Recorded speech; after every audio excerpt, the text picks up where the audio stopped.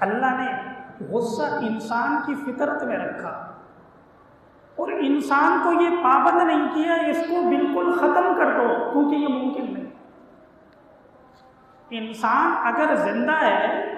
صحت مند ہے،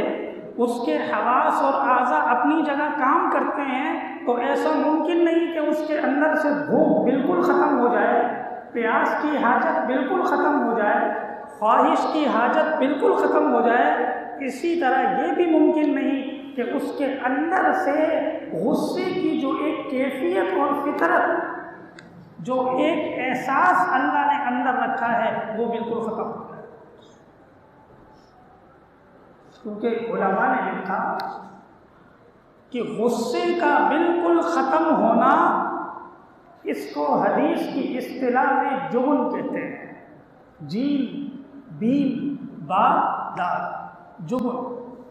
اور جناب نبی کریم صلی اللہ علیہ وسلم نے جن 8 چیزوں سے اپنی دعا میں پناہ مانگی ہے، اللہم انی اعوذ بک من الجبن والکسل والبخل،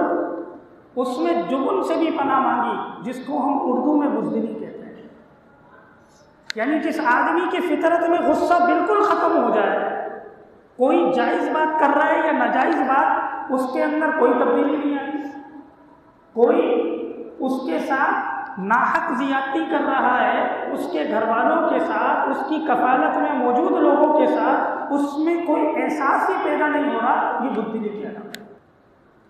تو اس بزدلی سے بھی جناب نبی کریم صلی اللہ علیہ وسلم نے پناہ مانگی کہ انسان اتنا بے حس ہو جائے کہ اس پر کسی کے طرز عمل کا،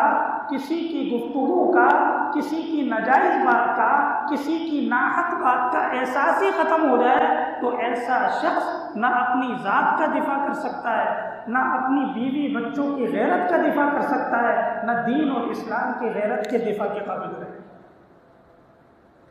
اس لیے غصہ کسی درجے میں ہونا اچھا ہے، لیکن اس کے لیے رسول اللہ صلی اللہ علیہ وسلم نے یہ ہدایت ہمیں دی کہ اپنی اس فطری کیفیت کو ہمیشہ اعتدال میں رکھو۔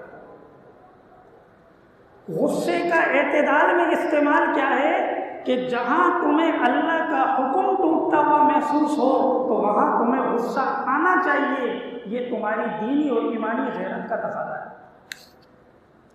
لیکن جہاں بات تمہارے مفاد کی ہو، جہاں بات تمہاری انا کی ہو، جہاں بات تمہارے ذاتی اصول کی ہو، تو محض اپنی انا اور مفاد اور مزاج کی وجہ سے غصہ کرنا، یہ اعتدال کی خلاف۔